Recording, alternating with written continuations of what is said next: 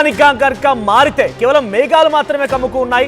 నిజంగానే కనుక యుద్ధంగా మారితే కనుక ఇది డెఫినెట్ గా ఇప్పటి వరకు మనం రష్యా ఉక్రెయిన్ యుద్ధం చూసాం, అమెరికా ఇరాన్ పై దాడులను చూసాం, ఇరాన్ ఇజ్రాయెల్ యుద్ధాన్ని చూసాం, భారత్ పాకిస్తాన్ యుద్ధాన్ని చూసాం. కానీ ఇది నెక్స్ట్ లెవెల్ ఉండబోతోంది. బికాజ్ అక్కడ ఉంది సౌత్ కొరియా, నార్త్ కొరియా దేశాలు. నార్త్ కొరియా కిమ్ కనుక రంగంలోకి దిగితే పూర్తిగా సౌత్ కొరియా వినాశనాన్ని చూసే వరకు వదిలిపెట్టాడు. అయితే ఇప్పుడు సౌత్ కొరియా పైన గతంలో నార్త్ కొరియా ఒక దాడి చేసింది, మిసైల్స్తో 16 మిసైల్స్తో దాడి చేస్తే అక్కడ చాలా ప్రాంతాలు కూడా భయభ్రాంత గురైపోయాయి. సౌత్ కొరియా కూడా దీనిపైన చాలా ఆగ్రహం వెలగక్కింది. ఈ విషయం పైన అమెరికా అధ్యక్షుడు డొనాల్డ్ ట్రంప్ కూడా చాలా అగ్రెసివ్గా రియాక్ట్ అయ్యారు. నువ్వు సౌత్ కొరియా పైన దాడి చేయకు అని చెప్పి నేను గతంలో ప్రెసిడెంట్గా ఉన్నప్పుడే చెప్పాను, కిమ్ నువ్వైనా మారకపోతే నేను యుద్ధాల్లోకి దిగాల్సి వస్తుందని చెప్పి అమెరికా కూడా ఎంట్రీ ఇచ్చింది. అమెరికా సౌత్ కొరియాకి సపోర్ట్ చేస్తే రష్యా నార్త్ కొరియాకి సపోర్ట్ చేస్తోంది. నార్త్ కొరియా నుంచి సహకారం తీసుకుంటూనే రష్యా నార్త్ కొరియాలు కలిసి ఉక్రెయిన్ పైన దాడి చేస్తున్నటువంటి ఆ పరిస్థితి మనకు తెలిసిందే. ఏకంగా ఉక్రెయిన్ పైన దాడిలో తమ సైన్యాన్ని కూడా అందిస్తూ ఉన్నారు నార్త్ కొరియా కిమ్. ఈ నేపథ్యంలో రష్యా నార్త్ కొరియా మధ్య ఆ యుద్ధం కొనసాగుతూనే ఉంది. ఇదే క్రమంలో రష్యా నార్త్ కొరియా మధ్య సహకారాలు కొనసాగుతూనే ఉన్నాయి. ఇద్దరు కలిసి అటు ఉక్రెయిన్ పైన దాడి చేస్తూనే ఉన్నారు, అమెరికాను కూడా హెచ్చరిస్తూ ఉన్నారు.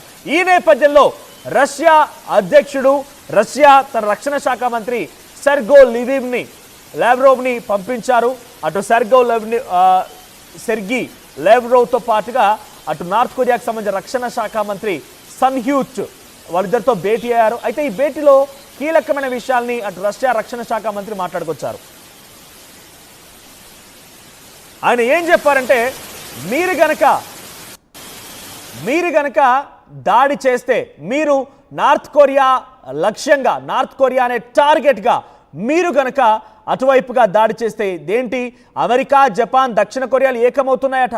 నార్త్ కొరియాకి సమీపంగా ఓ ప్రాంతంలో న్యూక్లియర్ వెపన్స్ ఉన్నటువంటి ఆ మిసైల్స్తో లేకపోతే ఆ యుద్ధ విన్యాసాలని చేస్తూ ఉన్నారట. అంటే మీరు నార్త్ కొరియాని టార్గెట్గా చేసి ఈ రకంగా కూటమి జతగడితే, మీరు రక్షణ విషయంలో అమెరికా, జపాన్ అండ్ దక్షిణ కొరియాలు జతగడితే కనుక మేము రష్యా దేశంగా నార్త్ కొరియా వెంట ఉంటాం, నార్త్ కొరియాతో సహకరించి కిమ్తో పాటుగా మీపై యుద్ధం చేస్తాం. ఇటువంటి వ్యాఖ్యల్ని అక్కడి రక్షణ శాఖ మంత్రి సెర్గీ లావ్రోవ్ చెప్తున్నారు. అయితే మరింత డీటెయిల్స్గా మా ప్రతినిధి ఎప్పటికప్పుడు గ్లోబల్ లెవెల్లో జరిగేటువంటి విషయాలపైన మీకు అప్డేట్స్ అందిస్తూ ఉంటాం ఆర్టీవీ.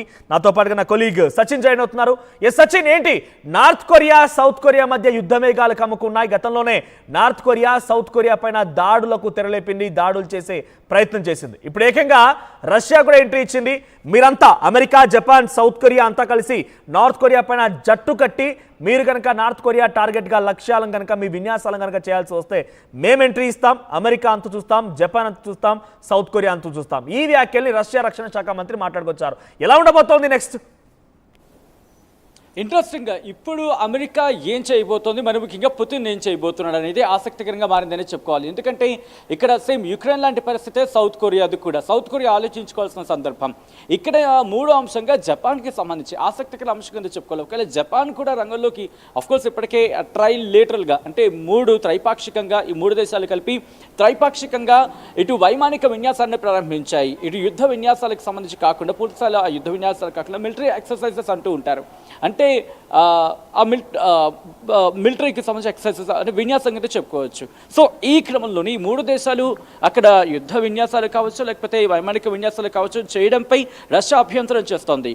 రష్యా మంత్రి సెర్గీ లావ్రోవ్ అక్కడికి వెళ్ళడం జరిగింది. ఉత్తర కొరియా పర్యటనకి వెళ్ళిన నేపథ్యంలో కావచ్చు, లేకపోతే ఉత్తర కొరియాతో మాట్లాడుతున్న సందర్భంలో కావచ్చు, ఇదే మాటను చెప్పుకుంటూ వచ్చారు, ఇదే మాటను పునరుద్ఘాటించారు. ఆయన ఏమంటున్నారు, మీరు కనుక ఇక్కడతో ఆగితే బాగుంటుంది, లేదు కాదు కూడదు అని చెప్పి ఇటు సౌత్ కొరియాకి సంబంధించి కావచ్చు, లేకపోతే జపాన్ విషయంలో కావచ్చు, అమెరికా విషయంలో కావచ్చు ముగ్గురిని ఏకిపారేశారనే చెప్పుకోవాలి. మీ ముగ్గురు మీ వేషాలు మీ దగ్గర ఉంచుకోండి, కాదు కూడదని చెప్పి తింగర వేషాలు, పిచ్చి వేషాలు వేస్తే కనుక మరీ ముఖ్యంగా ఇటు ఉత్తర కొరియాకు వ్యతిరేకంగాను మరీ ముఖ్యంగా అఫ్కోర్స్ రష్యా అంటూ ఆయన అక్కడ ప్రస్తావించినట్టు అర్థం చేసుకోవచ్చు. అంటే ఇటు ఉత్తర కొరియాకి కావచ్చు, లేకపోతే రష్యాకు వ్యతిరేకంగా మీ కార్యాచరణ ఉంటే దీనికి ప్రతీకార దాడులు కూడా ఎదుర్కోవడానికి సిద్ధంగా ఉండండి అంటూ కూడా చెప్పుకొచ్చిన సందర్భం.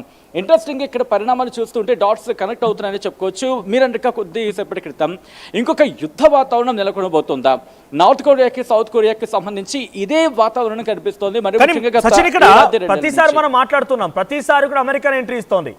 ఇరాన్ ఇజ్రాయెల్ యుద్ధంలో అమెరికా ఎంట్రీ ఇచ్చింది, రష్యా ఉక్రెయిన్ యుద్ధంలో అమెరికానే ఎంట్రీ ఇచ్చింది, ఇండియా పాకిస్తాన్ యుద్ధంలో అమెరికానే ఎంట్రీ ఇచ్చింది. అంటే ఇక్కడ డైరెక్ట్గా నేషనల్ ఇంటర్నేషనల్ చర్చలు ఏం జరుగుతున్నాయంటే ఎప్పుడూ ఏదో రకమైనటువంటి యుద్ధం జరగాలి, అక్కడ అమెరికా పాత్ర ఉండాలి, లేకపోతే అమెరికా తమ ఉనికిని కోల్పోతుంది.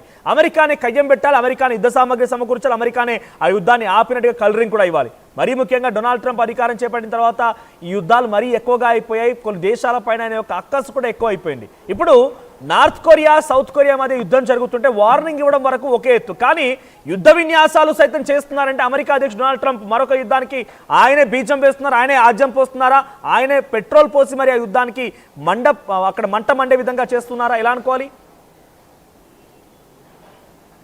ఎగ్జాక్ట్గా ఇదే క్వశ్చన్ రైజ్ అవుతుంది. బట్ ఇక్కడ మీరు అన్నట్టుగా కొద్దిసేపటి క్రితం డిఫెన్స్కి సంబంధించి, ఎందుకంటే వాళ్ళ ఆయుధాలు అమ్ముకుని బతుకుతున్న దేశంగా అమెరికాను ప్రస్తుతం ప్రపంచం గుర్తిస్తుంది, లేదా ప్రపంచం మాట్లాడుకుంటున్నది అర్థం చేసుకోవచ్చు. మీరు అన్నట్టుగా ఇరాన్ అయిపోయింది, యుక్రెయిన్ అయిపోయింది, ఇప్పుడు ఆ రెండు దేశాలకి యుద్ధం కాస్త కొలుకొచ్చిన వాతావరణం, లేకపోతే ఇజ్రాయెల్ ఇరాన్ విషయంలో, ఇజ్రాయెల్ విషయంలో కావచ్చు, లేకపోతే యుక్రెయిన్కి సంబంధించి యుక్రెయిన్ నుంచి ఇంకా వచ్చే అవకాశం అంతగా ఏం కనిపించట్లేదు, ఎందుకంటే వెస్ట్రన్ కంట్రీస్ మీద డిపెండ్ అయిన సిచ్యువేషన్ ఉంది. So coming back to the south కొరియాకి సంబంధించి, ఎస్ సౌత్ కొరియాకి ఇప్పటికీ ఆ బార్డర్లో, అంటే నార్త్ కొరియాకి సౌత్ కొరియాకి బార్డర్లో 60,000కు పైగా సైన్యాన్ని అక్కడ దక్షిణ కొరియా మోహరిస్తే, ఏకంగా 12 లక్షల మంది సైన్యాన్ని ఉత్తర కొరియా మోహరించింది. ఇక్కడ 63,000 మంది ఎక్కడ, ఏకంగా 12 లక్షల మంది ఎక్కడ పొంతన లేదు. బట్ ఇక్కడ ఇంట్రెస్టింగ్గా ఆ బార్డర్లో ఎందుకు ఇంకా అలాగే వాతావరణం ఉందంటే, ఇక్కడ అమెరికా ఉంది. సౌత్ కొరియాకి సంబంధించిన సౌత్ కొరియా బార్డర్లో సౌత్ కొరియా బలగాలు 63,000 మంది ఉంటే, వీళ్ళకి సపోర్టివ్గా అమెరికా బలగాలు అక్కడ ఉన్నాయి. సో ప్రస్తుతం ఇది సౌత్ కొరియాకి సంబంధించి, కాబట్టి ఏ క్షణమైనా యుద్ధానికి తెరలేపే అవకాశం ఉంటుంది. ఎందుకంటే వాళ్ళకి మీరు అన్నట్టుగా వాళ్ళ ఆ డిఫెన్స్కి సంబంధించి ఎక్కడ బిజినెస్ పోకూడదు, అది ఇంకా పెరగాలి.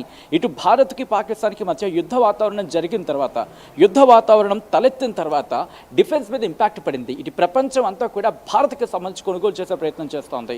మరి ముఖ్యంగా ప్రపంచ దేశాలు ఇంతవరకు అమెరికా వైపు చూసిన దేశాలు కూడా భారత్ స్వతహాగా తనంతట తానుగా ఇండిజినియస్గా ప్రిపేర్ చేసుకుంటున్న ఆ వార్ హెడ్స్ని కొనుగోలు చేసేందుకు ఆసక్తి చూపిస్తున్నాయి. సో ఈ క్రమంలోని ఇటు అమెరికా ఆ డిఫెన్స్ మార్కెట్ పడిపోతోంది. ఇది ప్రపంచం ఎక్స్పీరియన్స్ చేసింది, కాబట్టి ఇప్పుడు దాన్ని ఎలాగైనా పూడ్చుకోవాలి. ఎందుకంటే ఓ పక్క భారత్కి సంబంధించి ఏషియా మార్కెట్ పుంజుకుంటోంది డిఫెన్స్కి సంబంధించి, అంటే ఇటు భారత్ కావచ్చు, లేకపోతే మరోవైపు చైనా. అఫ్కోర్స్ భారత్కి చైనాకి ఇష్యూస్ ఉన్నప్పటికీ కూడా డిఫెన్స్ మార్కెట్ ఉంది, ఈ రెండు కాస్త పుంజుకుంటున్నాయి. అట్ ద సేమ్ టైం రష్యాకి సంబంధించి కూడా.